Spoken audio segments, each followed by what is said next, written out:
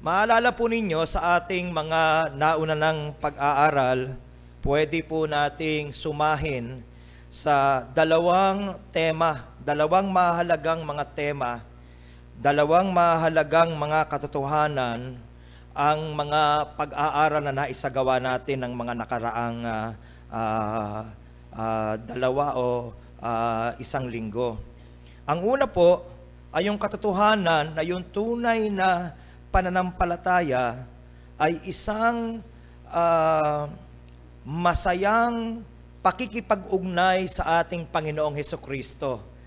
Naunawaan natin yan nang nakita natin yung pagkukumpara kung papaano nabubuhay sa buhay relihiyon ang mga Pariseo, at ikinumpara natin yan kung gaano naman dapat at kung paano naman may kagalakan, mayroong pananabik, may kasiyahan, may kapayapaan sa buhay ng mga tagasunod ng ating Panginoong Hesukristo. Ang pananampalatayang mayroon tayo na tinanggap natin sa Panginoon ay buhay na pananampalataya, hindi patay na pananampalataya. Hindi dapat ito mag-promote ng deadness sa atin. Dapat ito ay mag-promote ng kasiglahan, ng buhay, ng kagustuhang muling masilayan ng panibagong araw, because this is the day that the Lord has made. We shall rejoice and be glad in it. I would want to glorify my God in every opportunity that He is giving me. So yun yung una siguro, no? Marami tayong paraan para masuma ito, pero yun ay isa sa mga buod. Ang tunay na pananampalataya na meron tayo sa ating Panginoon ay isang maligaya na pakikipag-ugnay sa Kanya. Ang pangalawa na katotohanan na pwede nating makita mula dito ay itong pakikipag-ugnay naman na ito sa ating Panginoong Hesukristo ay available, nandyan para sa bawat isa na mayroong kapakumbabaan. This relationship with our Lord Jesus Christ is available to everyone who is humble enough to acknowledge his spiritual poverty, humble enough to acknowledge his great need of God. Andyan ang Panginoon, gayak na tanggapin tayo, gayak na makipag-ugnay sa atin kung ganito ang kalagayan ng ating puso. Naalala nyo yung konteksto kung saan ako nanggagaling? Kahit na ikaw ay isang mandarayang maniningil ng buwis, kahit ikaw ay masamang puta, kahit ikaw ay magnanakaw, kahit ikaw ay mamamatay tao, kahit ikaw ay sinungaling, anuman ang pinanggalingan mo, gaano man karumi, gaano man kalalim ang iyong kinasaglakan dahil sa kasalanan, palaging mayroong daan na bukas palapit sa ating Panginoong Hesukristo kung kikilalanin mo na siya ang iyong kailangan at kung ikaw ay magpapakumbaba sa kanyang harapan. Amen? At ito ay isang kontrobersya para sa mga Pariseo. Hindi nila gayak tanggapin ang mga taong kagaya nito. Ngunit ito ang katotohanan niyang ipinauunawa sa atin ng banal na kasulatan. Mula doon, ipagpatuloy natin yung ating pag-aaral. Una nating punahin itong malaking karamihan na sumusunod sa ating Panginoong Hesukristo. Unti-unti nang nababantog ang ating Panginoong Hesukristo sa mga panahon na ito. Atin pong balingan ang ating mga Biblia. Basahin natin ang mga talatang 7 hanggang 12.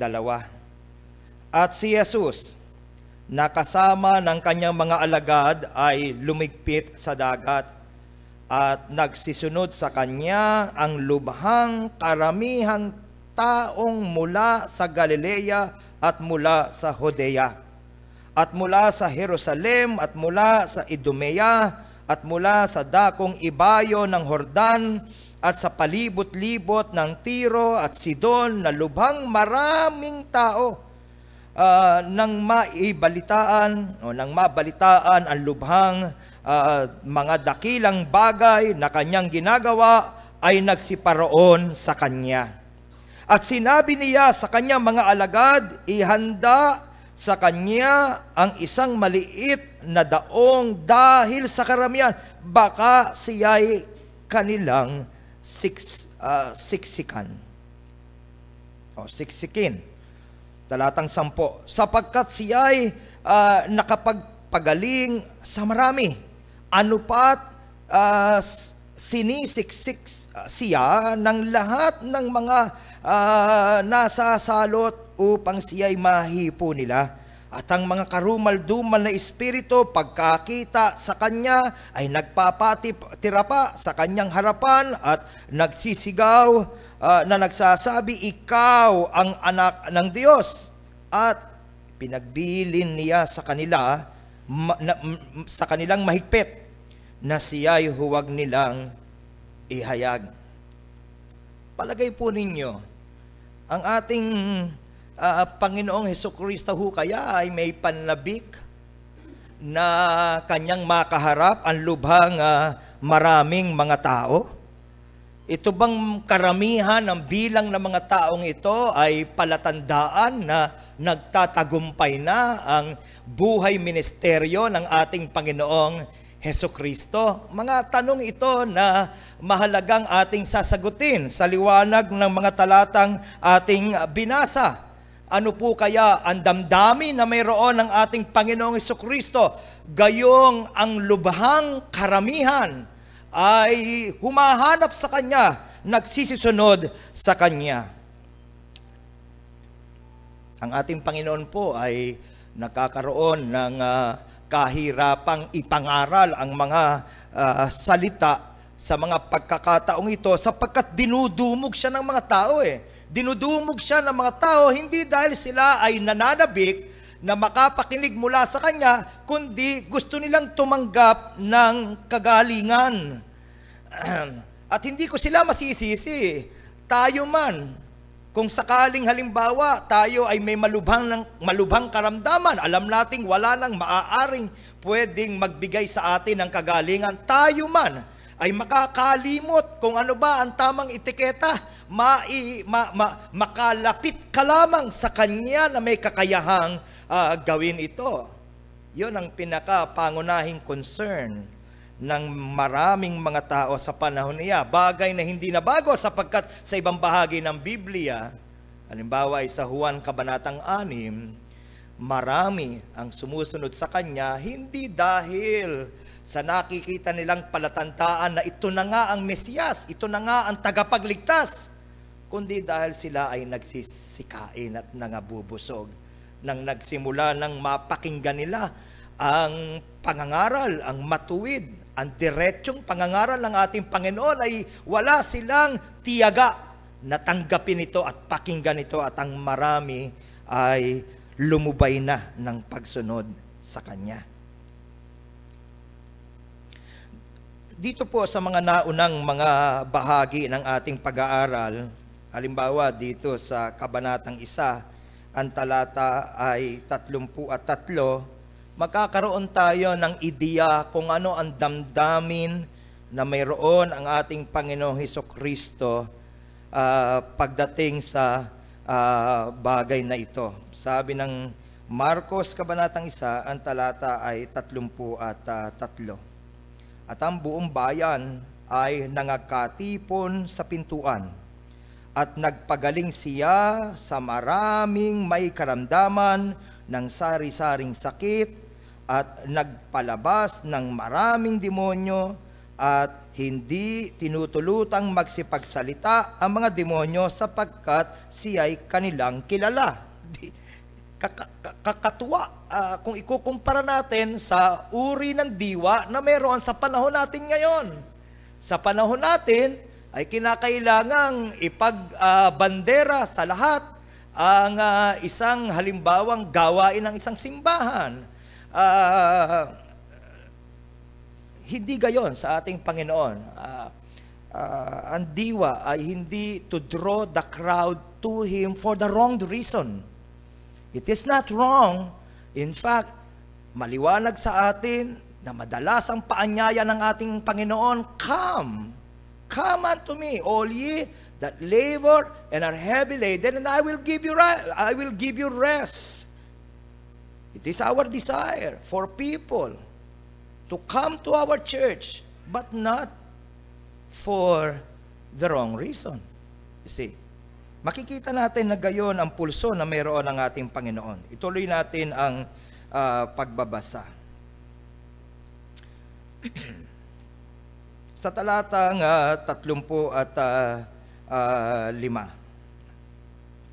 At nagbangon siya ng madaling araw, na malalim pa ang gabi, at lumabas at napasa isang dakong ilang, at dooy nanalangin. At si Simon at ang kasamahan niya ay nagsisunod sa kanya, at siya'y nasumpungan nila at sinabi sa kanya, hinahanap ka ng lahat. Sikat na kayo, Panginoon. Lahat hinahanap kayo. Labas na kayo. I mean, ito na yung ating pinakahihintay. Lahat po gustong sumunod sa inyo. In so many words, ano po ang tugon ng ating Panginoon? At sinabi niya sa kanila, magsiparoon tayo sa ibang dako ng mga kalapit na bayan upang ako'y mga pangaral din naman doon, sapagkat sa ganitong dahilan ako'y naparito. Nakukita po ninyo, mga kapatid, ang pulso ng ating Panginoon, higit sa temporal na kaginhawahan, higit sa temporal na mga pagpapala. Ang pinaka-pulso ng ating Panginoon ay ang maiparating sa kanila ang mensahe ng kaligtasan, ang mensahe na nagtuturo sa lahat ng mga tao pabalik sa ating Panginoong Diyos. Yan ang pulso, yan ang mensahe. Dito sa talatang 14 ng Marcos, kabanatang 1, pagkatapos ngang madakip si Juan, napasa Galilea si Jesus, na ipinapangaral ang ebanghelyo ng Diyos na sinasabi, naganap na ang panahon, malapit na ang kaharian ng Diyos, kayo'y magsipagsisi at manampalataya sa ebanghelyo. Maghari sa inyo ang Panginoon. Yan ang pinakamahalaga sa lahat. Ang kilalanin niyo na siya ang hari sa inyong buhay. Siya ang hari ng mga hari at Panginoon ng mga Panginoon.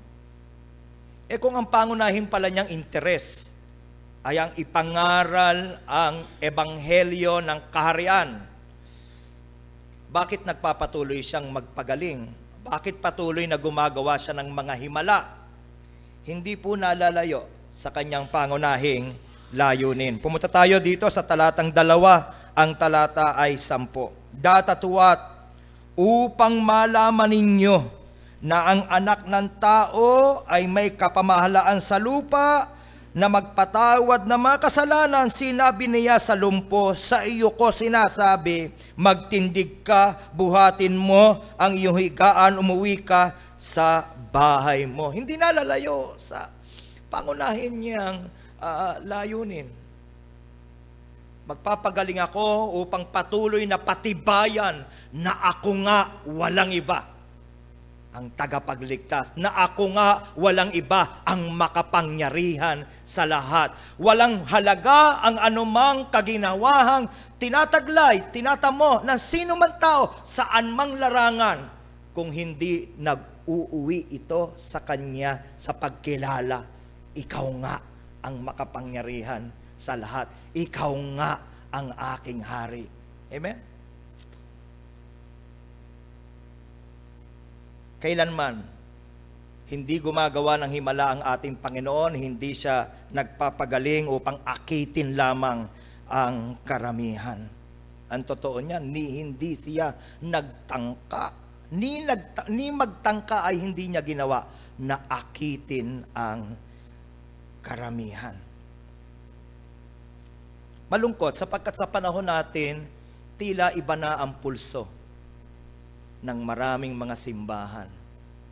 Kinakailangang mag-anyaya ng isang pamosong tagapagsalita, isang nakagawa na ng pangalan sapagkat mas maraming mga tao ang maaaring magka-interes na pumasok sa ating simbahan pagkat kilala ang isang tagapagsalita. Noong isang linggo lamang ay meron akong kausap na isang pastor at malapit na ang kanilang pagdiriwang ng anibersaryo at ang sabi niya, nakagawian sa aming simbahan na kinakailangang kilalang tao ang aanyayahan kapag ganitong mahalagang mga okasyon. Ngunit unti-unti niya itong itinutuwid. At upang ituwid ito, upang maging malinaw sa simbahan, hindi siya nag-anyaya ng sino man, siya ang magsasalita sa araw ng kanilang pagdiriwang. Sabi niya, pastor, nakalulungkot.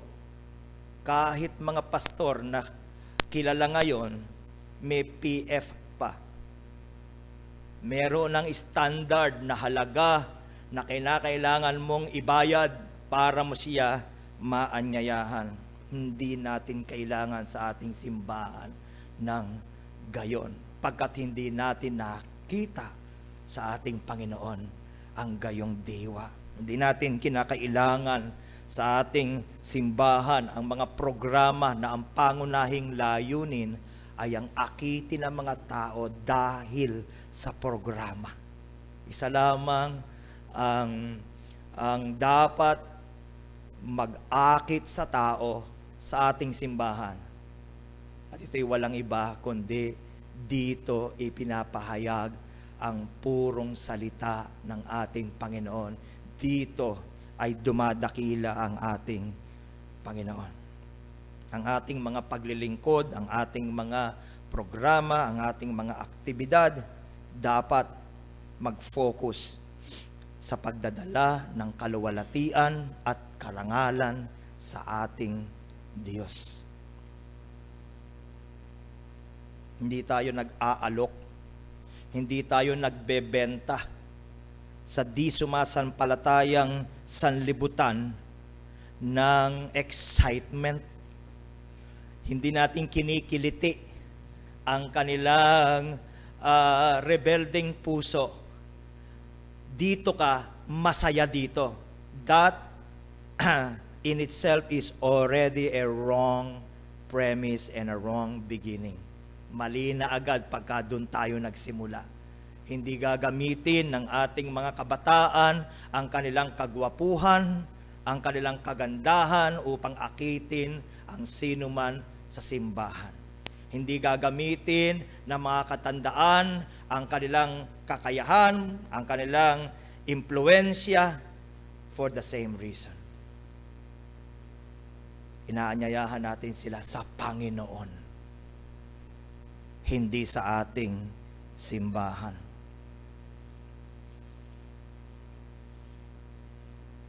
Ang karamihan ay hindi palatandaan ng pagtatagumpay ng pangangaral ng Ebanghelyo. Ang karamihan ng bilang ng mga taong dumadalo sa isang pagsasama-sama ay hindi palatandaan ng katapatan ng nangangaral. O di kaya naman ay ang kakulangan ng katapatan. Kung halimbawang kaunti ang dumadalo sa isang gawain, hindi matibay at hindi dapat na batayan yon na ang isang gawain ay matagumpay o di nagtatagumpay. Amen? Maging malinaw po sa ating lahat yan. Sapagkat yan ang nakikita natin sa banal na kasulatan. Crowds are no sign of the success of the gospel or the faithfulness of the preacher. And the lack of response is no sign of the failure or unfaithfulness on the part of those who minister. Maling batayan. So yun po, ating naibaling ang ating pansin sa dakilang karamihan. Hindi nawawala sa focus ang ating Panginoon. higit sa ano paman ang kailangan nila ay marinig ang katotohanan tungkol sa Ebanghelyo, tungkol sa katotohanan ako ang hari. Ang pangalawang bahagi nitong ating mga talatang pinag-aaralan ay yaong pumili ang ating Panginoong Hesukristo na magiging bahagi ng kanyang circle, his intimate family. Paano niya ito isinagawa? Basahin po natin mga talatang 13 hanggang 19. Marcos, Kabanatang 3, ang talata, simula sa talatang 13. At siya'y umahon sa bundok, tinawag niya ang balang kanyang maibigan, nagsilapit sila sa kanya, naghalal siya ng 12 upang sila'y makisama sa kanya at upang sila'y suguin niyang magsipangaral. At magkaroon ng kapamahalaang magpalayas ng mga demonyo. At si Simon ay kanyang pinangamagatang Pedro, si Santiago na anak ni Zebedeo at si Juan na kapatid ni Santiago at sila'y pinamagatan niyang Boanerges na sa makatuwid bagay mga anak ng kulog, at si Andres at si Felipe at si Bartolome at si Mateo at si Tomas at si Santiago na anak ni Alfeo at si Tadeo at si Simon ang Kananeo at si Judas Iscariote na siya ring magkakanulo sa kanya, at pumasok siya sa isang bahay. Balikan po natin uli yung karamihan, hindi mabilang na mga nagtangkang sumunod sa ating Panginoon. Tumanggap sila ng iba't ibang kagalingan. Tumanggap sila ng iba't ibang pagpapala sa ating Panginoon. I wonder kung ilan sa kanila ang nagpatuloy na sumusunod sa Kanya. Tila baga halos wala. Maliban sa mangilan-ngilan na ating mababasa mula sa mga talatang ating nabasa na at sa mga susunod, kakaunti. Hindi katiyakan na ang mga mabubuting bagay ay nararanasan ng mga taong sumusunod sa Panginoon, na sila ay magpapatuloy. Sa maraming pagkakataon sa ating karanasan, minsan, yung mga bagay na siya sanang dahilan para tayo maging mapagpasalamat sa Kanya, ang siya pang naglalayo sa atin, sa Kanya. Oh, ito ang takot ko. At nawa ay takot nating lahat. Naway maging mapagmatsyag tayo sa bagay na ito.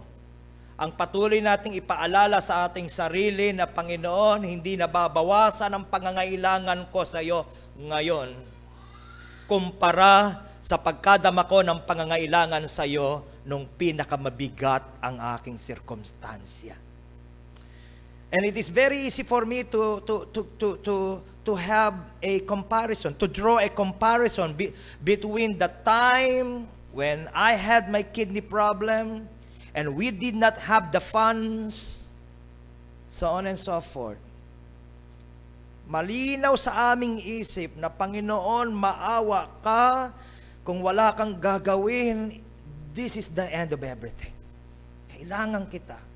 Kailangan kita. Ang hamon ay ito. Ngayong malakas ka na, ngayong malusog ka na, nararamdaman mo pa rin ba? At nagtutumuling ka pa rin ba sa harapan ng Panginoon at nagsasabi, Panginoon, kailangan pa rin kita. Hindi nababawasan ang pangangailangan ko sa iyo. So ito ang hamon sa bawat isa sa atin. Evidently, in the case of these crowds of people, only a very small proportion of these crowds became true followers of our Lord Jesus Christ. Na meron tayong mapapansin dito sa mga talatang ating binasa, na makakatulong sa atin sa pag-unawa ng pagkilos ng Diyos. One of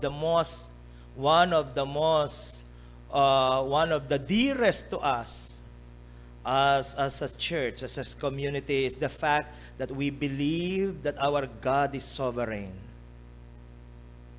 But let me tell you, it is also one of the most hated outside. Ayaw ng tao na kilalanin na ang Diyos ang may karapatan. Ang Diyos ang may kakayahan. Mas gusto ng natural na tao na sabihin, dahil sa akin, nangyari ang lahat na nangyari. Pwedeng sabihin nyo nang mayroong tunog ng kapakumbabaan, ngunit di pa rin nagbabago ang katotohanan. Ako, hindi kayo, ang punot dulo ng lahat sa akin. That is not so sa ating patuloy na pagtunghay sa kanyang mga salita. Pansinin po ninyo, halimbawa, balikan natin yung talatang 13. At siya'y umahon sa bundok, tinawag niya ang balang kanyang maibigan. Hindi siya nagtanong, who wants to volunteer? Meron po bang ganon? He did not ask for any volunteer. He was the one. Siya ang tumawag. At ano ang batayan ng kanyang pagtawag? Sino mang maibigan niya. Amen? Siya ang nagpapasya. Now, pwede nating sasabihin, wala namang kinalaman sa kaligtasan yan. O, lagay na natin. Pagpalagay na. Without conceding, for the sake of argument.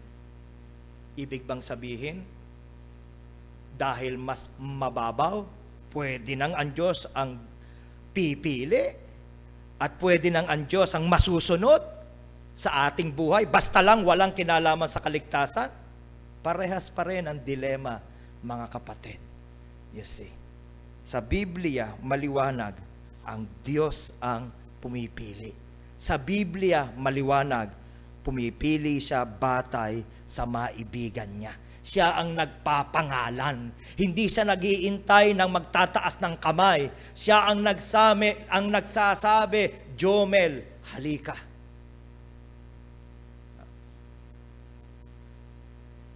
Marwin, halika.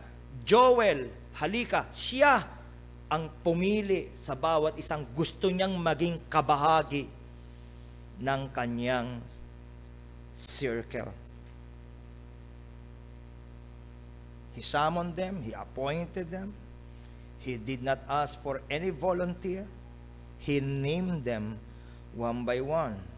And what is interesting, mga kapatid, ay yung sumunod. Tuloy natin ang pagbasa. Siya'y umahon sa bundok, tinawag niya ang balang kanyang maibigan at nagsilapit sa kanya. Allow me to read this in English. And he goeth up into a mountain, and he calleth unto himself. That's the original. Unto himself. He calleth unto himself whom he would, and they came unto him. Siya lamang ang gumawa ng pagpapasya. Wala nang iba. He made the decision alone.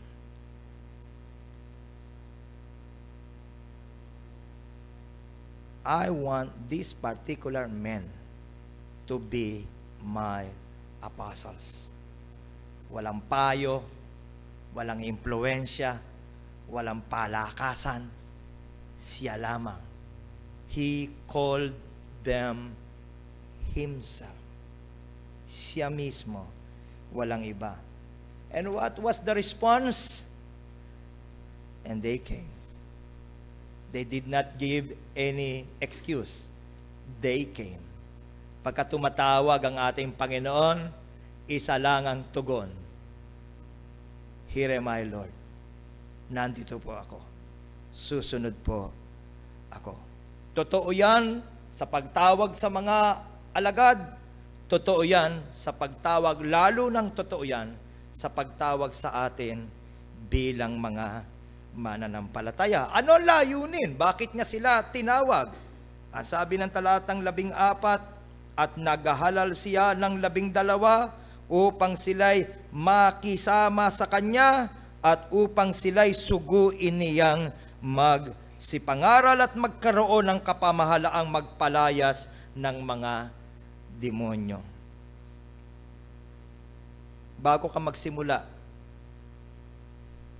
sa paglilingkod sa Panginoon, anuman ang kalikasan niyan, maaaring ikaw ay tinawag upang magturo ng mga bata, maaaring ikaw ay tinawag upang tumugtog, maging bahagi ng choir, maging bahagi ng visitation team. Magsilbing paalala ito, mga kapatid. Una ka munang lumapit sa Kanya. Una ka munang bumuo ng pakikipag-ugnay sa Kanya. Mula doon, maaari ka nang maglingkod sa Kanya. That's the emphasis, you see. You must come to Himself first, and then the assignment would follow. Kamusta ang pakikipag-ugnay natin sa Panginoon? Tayo na nandito na nagtuturo ng Sunday School. Tayo na nandito na nag-hold ng Bible study.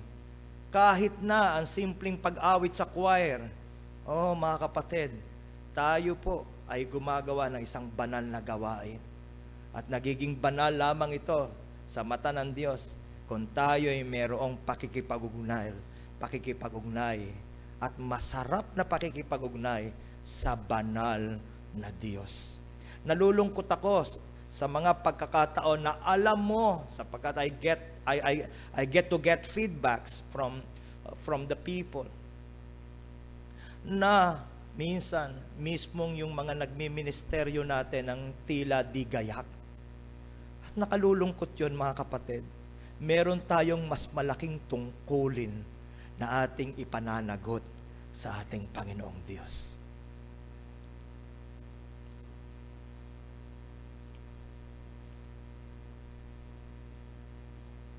They are to go.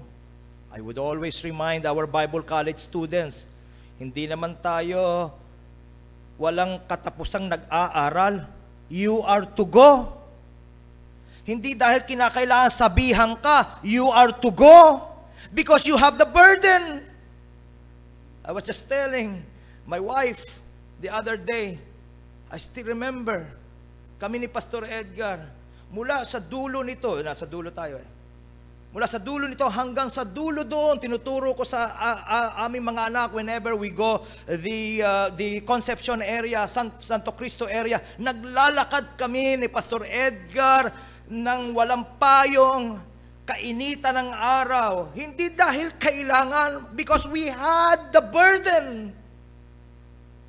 We wanted to go. We wanted to share the gospel. At hindi naghahanap ng kung ano-ano.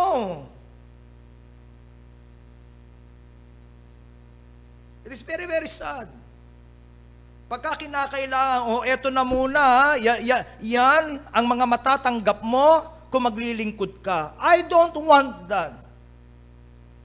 Naglilingkod tayo, mga kapatid, and I'm glad. Marami tayong gayon. I just heard that some of our young people visited some of their fellow young people in between services. Nakakatuwa yun. Bakit? Wala naman silang mahihita doon, personal, di ba? Kung tutuusin, mas masarap yata ang matulog. Pero maaaring ang Diyos ay kumikilos sa puso nila. Amen? And this is a challenge to all of us. Tayo'y tinawag para tayo maging tagapagpahayag ng kaluwalhatian ng Diyos. Sa paraan man ng pag-awit, sa paraan man ng pagtuturo sa mga bata. Do not underestimate our children. I was once a children outreach. I was a product of the children outreach ministry. Nakikinig ako. Don't you ever be tempted to think na mga batang ito walang muwang, walang pakialam. When I was a child, I was seriously listening to every message, to every lesson that was being given to me. So paano mo pinipresenta itong mga mensaheng ito? Nananalangin ka ba sa Diyos? Nabigyan ito ng buhay? Ang kauna-unahang pagkakataon na nagkaroon ng seryosong pagtatanong si Kamay tungkol sa kanyang kaligtasan ay sa panahon ng Children's Sunday School sa pagtuturo ni Sister Vilma. Don't you ever underestimate.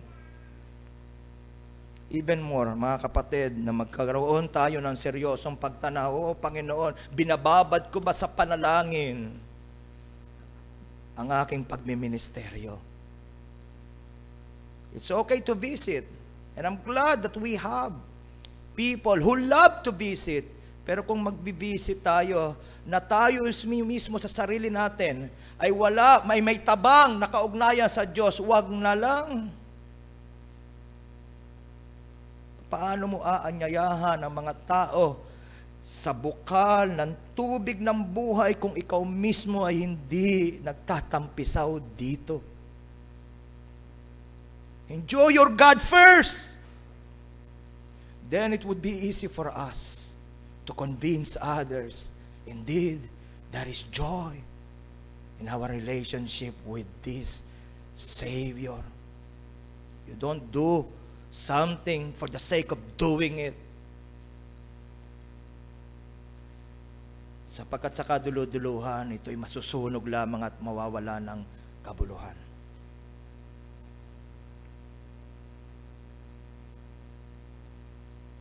Binigyan din sila ng kapangyarihan. They were given authority to cast out demons, you see. They were to preach, they were to go out to preach the gospel. They were to have authority to cast out demons. The same is true with us, according to Ephesians chapter 6, verses 11 to 13. Napaka-rupok na excuse, yung the devil made me do it. You see, because we are supposed to fight the good fight of faith. Pangatlo at panghuling bahagi nitong ating pag-aaral, basahin natin. Meron tayong tinalunang ilang mga bahagi, pero basahin natin itong, pangatlo, may pang-apat pa pala akong punto. Pangatlo, dito sa talatang 20.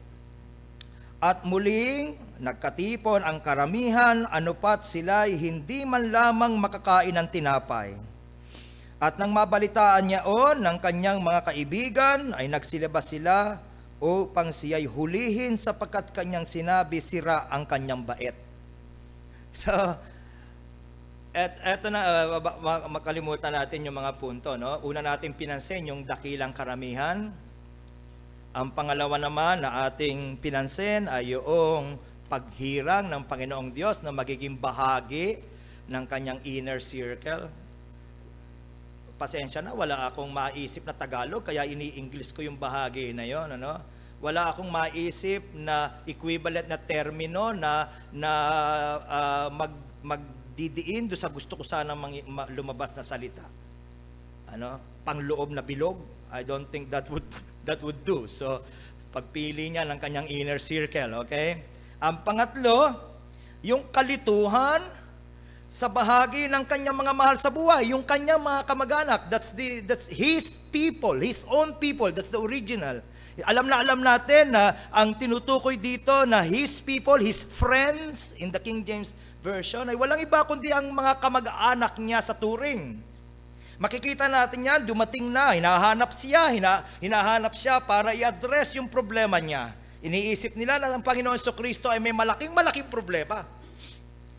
Nakita natin ang mga kamag-anak niya nga ito, ang mga mahal niya sa buhay, kasi sabi doon sa talatang 31, Mark chapter 3 verse 31, at dumating nga ang kanyang ina, ang kanyang mga kapatid, palibasay nangakatayo sila sa labas at nagpasugo sila sa kanya at siya'y tinatawag. Now, ayaw nating mag-speculate, hindi naman sinabi ang dahilan bakit nila iniisip na nasisira ang ulo ng ating Panginoong Hesukristo. Ang isang malamang na dahilan ay yung kanilang concern sa kanyang kaligtasan, sa kanyang buhay. Bakit? Alam nyo kung saan tayo nanggaling sa ating mga pag-aaral. Binabangga niya ang lahat ng mga hindi dapat banggain. Binabangga niya ang mga makapangyarihan sa kanilang bayan. At maaaring doon nanggagaling yung pag-iisip, nasisira ba ang ulo mo? Binabangga mo yung mga makapangyarihan sa ating bayan, mapapahamak ka. Maaring yun ang pinanggagalingan noong diwa, you see. But just the same, makikita natin na mula dito ay ang confrontation niya muli, for the number of times na, sa mga iskriba. Nandun yon sa verse 22. Immediately after this, hinahanap siya ng mga mahal niya sa buhay. Most probably, pero hindi natin pwedeng diinan, pero malamang, para siya iligtas. At bukod doon, yung konteksto na meron ng connivance between the Jewish authorities and the Herodians, what used to be enemies, nagsasama na ngayon para tapusin na ang unti-unting pagiging pamoso ng ating Panginoon. So doon tayo sa talatang 22. Ito na yung aking pang-apat na punto. The accusation of the scribes, yung pag-aakusa ng mga may kapangyarihan. Ano po sabi ng talatang 22? At sinabi nga ng mga iskriba na nagsibaba mula sa Jerusalem, nasa kanya si Beelzebub, at sa pamamagitan ng prinsipe ng mga demonyo, nagpapalabas yan ng mga demonyo. At sila'y kanyang pinalapit sa kanya at sinabi sa kanila sa mga talanghaga, paanong mapapalabas ni Satanas si Satanas? So ito yung pag-aakusa sa kanya. Kaya niya nagagawang magpagaling, kaya niya nagagawang gumawa ng mga himala dahil sinasabniban siya ng demonyo. Ang demonyo ang tumutulong sa kanya.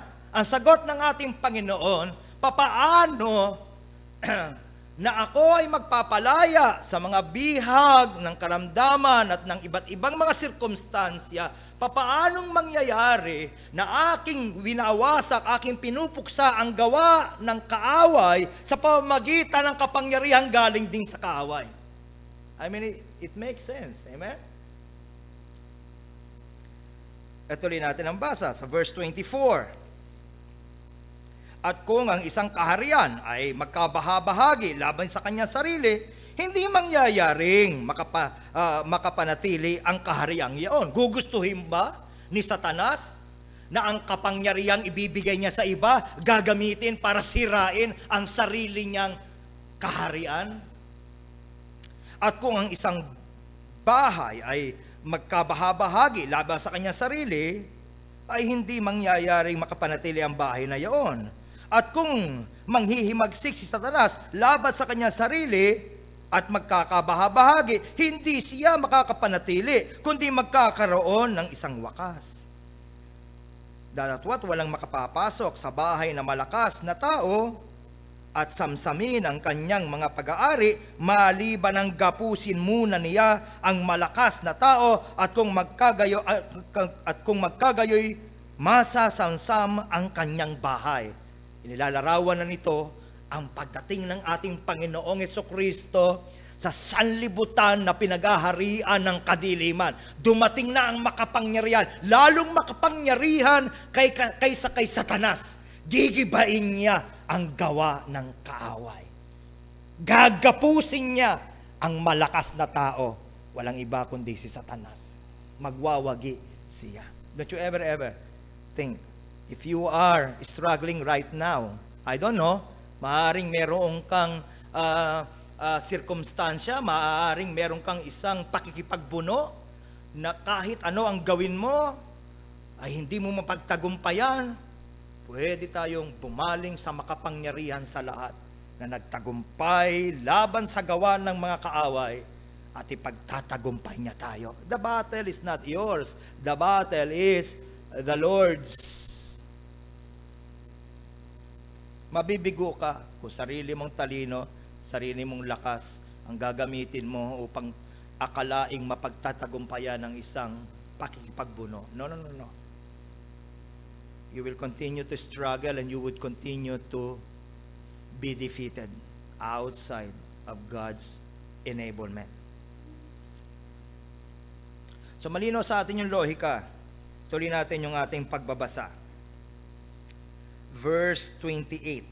Katotohanang sinasabi ko sa inyo, ipapatawad ang lahat ng kanilang mga kasalanan sa mga anak na mga tao at ang mga kapusungan nila kailanman sila'y magsasalita ng kapusungan.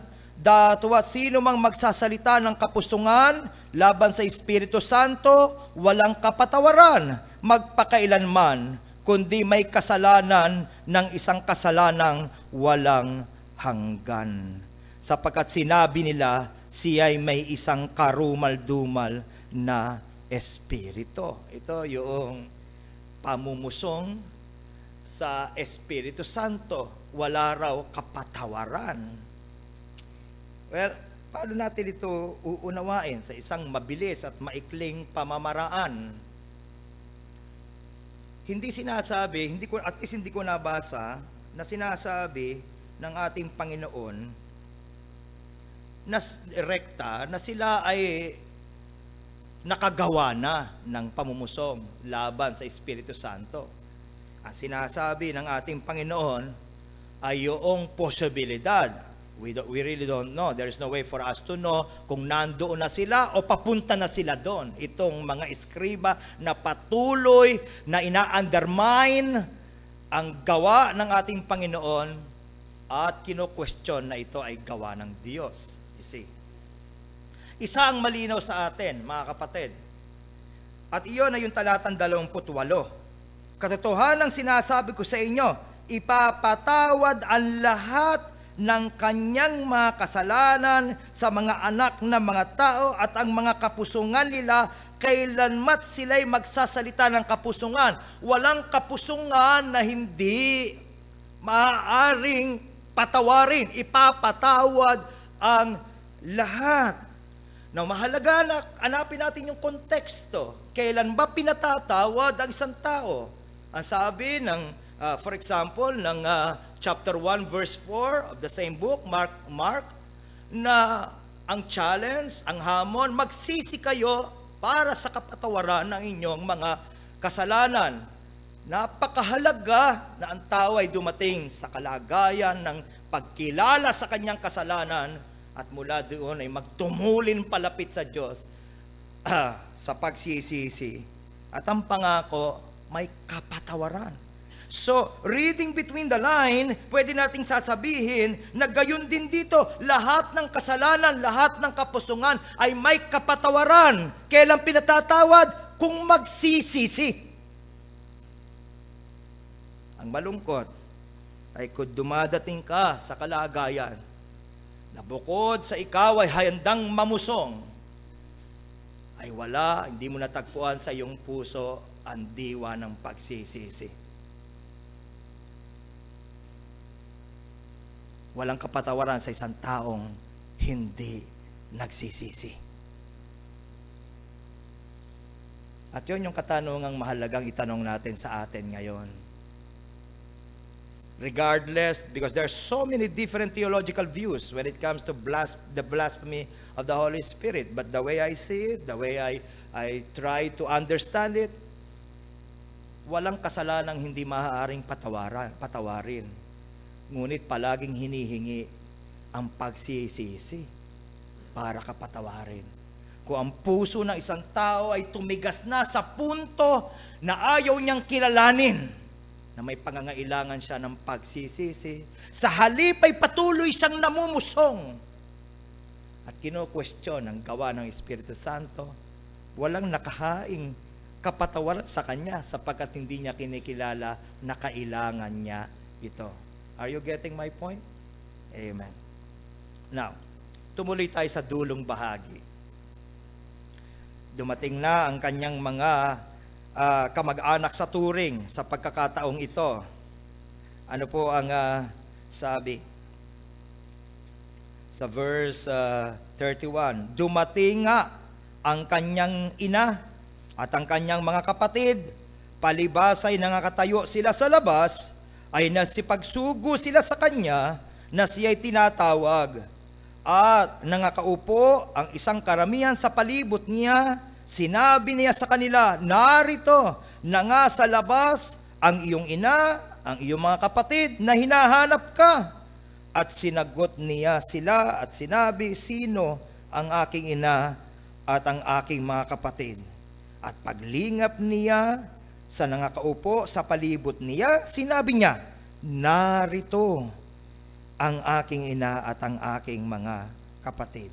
Sapagkat ang sino mang gumaganap ng kalooban ng Diyos, ito'y ang aking kapatid na lalaki at ang aking kapatid na babae at ina. Napakasarap na maunawaan, mga kapatid, na hindi lalong pinagpala ang ina, ang kapatid, sa turing ng ating Panginoon kaysa sa atin. Malinaw sa talata na ating binasa ang tunay na pinagpala, ang tunay na itinuturing niyang kanyang pamilya ay walang iba kundi yaong mga gumaganap ng kalooban ng Diyos. Now, puntahan natin yung parallel nito sa Luke chapter 11. Go with me to Luke chapter 11 and the verses 27. Kung babasahin nyo ang context ng Luke chapter 11, makikita ninyo na nandun din yung tala tungkol sa usapin ng pamumusong ng alaban sa Espiritu Santo. Kaya nasabi natin this could be the parallel of Mark chapter 3. Luke chapter 11 and the verses 27, ganito po ang nakalagay.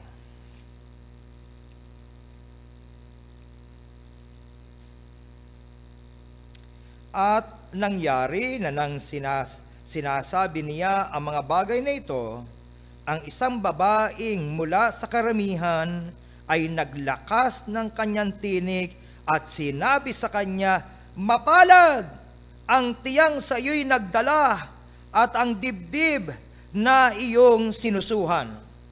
Halos parang sinabi na mapalad ang iyong ina sa turing, mapalad si Maria. Happy birthday, Mama Mary. Yun yung sinasabi ng babae. Tuwan-tuwa ang babae nang makita ang Panginoong Jesucristo.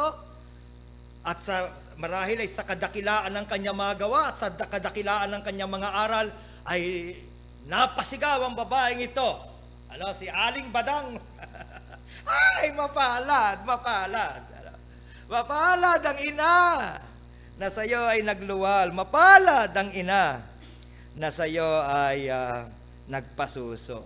Di ba may ganong mga tsahin tayo nung araw? Kung makahalik sa, ay naku, nakagraduate din. Nakatapos. Pamangking ko to. Pamangking ko to. Apo ko yan. Apo ko yan. Amen? Pero ano sagot? Ng ating Panginoong Jesucristo? He took the opportunity, he seized the opportunity once again to convey a wonderful truth. Ano po ang sabi? Sabi ng talatang 28. Luke 11:28. At sinabi niya, oo, bagkos na lalong mapapalad. Ano sabi? Bagkos na lalong mapapalad ang nakikinig ng salita ng Diyos at ito'y ginaganap. Amen? Si Maria ay hindi pinagpala o lalong pinagpala kaysa sa atin. Pero siya'y pinagpala. Pinagpala siya hindi dahil siya ang ina sa turing ng ating Panginoon. Pinagpala siya sapagkat siya ay isang babae na sumampalataya. Pinagpala siya sapagkat siya ay kumilala at nagpailalim sa katotohanan. Nasa Lucas na rin lang tayo, basahin natin bilang panghuling talata ang Lucas kabanatang 1.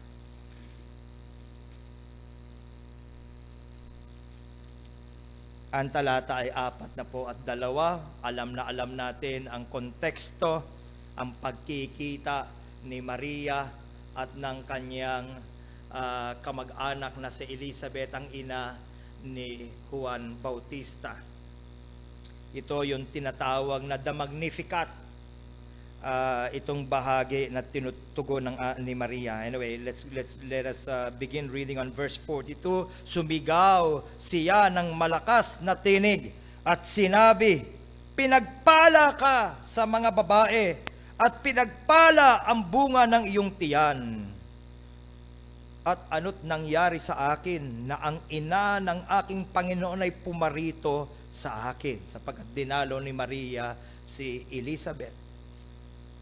"Sapagkat ganito, pagdating sa aking pakinig, mga pakinig ng tinig ng iyong bati, lumukso sa tuwa ang sanggol sa aking tiyan." Kaya pala siya napasigaw. Ano po? May nag-induce sa kanya. Ay, pinagpala! Dahil lumukso, sumipa yung bata sa tiyan ni Elizabeth, si Juan Bautista. Ay, pinagpala ka sa babaeng lahat. Galing pala yun sa pagkakabigla. Ay, kabayong payat. Amen. Ay, asong kirat. Ay, unggoy na tihaya. I hope na hindi na madagdagan yun. Nawala na yata. Amen, Sister Lorna. Pinagpala ka sa babaeng lahat. Ano po ang tugon ni Maria? Kaya sabi natin, pinagpala si Maria sapagkat siya'y babae ng pananampalataya. Ganito po, pagpapatuloy.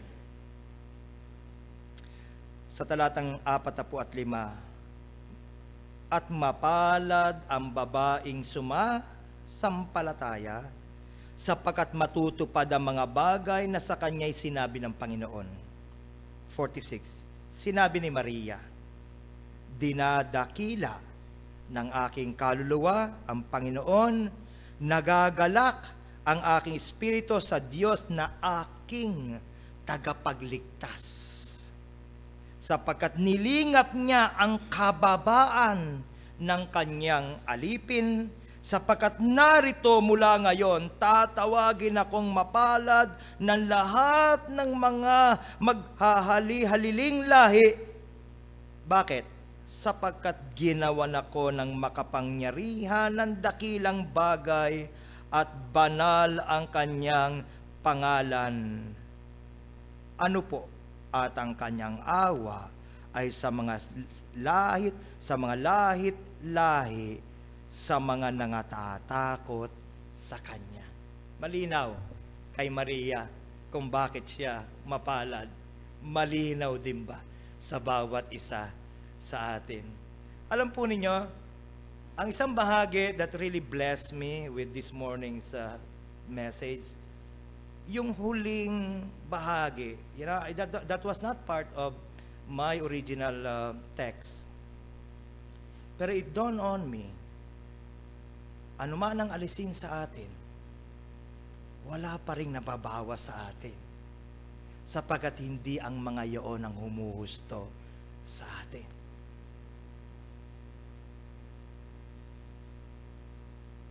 What defines you is not your health. What defines you and what should not define you is your education, for example. What defines us is our relationship with our Lord Jesus Christ.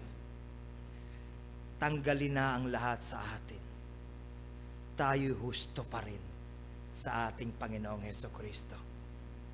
Tinatanaw mo ba ang sarili mo na totoong pinagpala? One time I made a statement based on the verse, "Blessed are the poor in spirit. Blessed are those who hunger and thirst after righteousness," so on and so forth. Yung blessedness pala ay hindi batay sa kung ano ang nakukuha mo materially. Ang blessedness pala ay nakaugnay sa iyong kaugnayan sa ating Panginoon. Hahayo nawa tayo mga kapatid, magsisimula nawa tayo ng panibagong linggo na mayroong malinaw na unawa kasunod na yung pagkadama. I am truly, truly blessed. Heavenly Father, maraming salamat po sa mga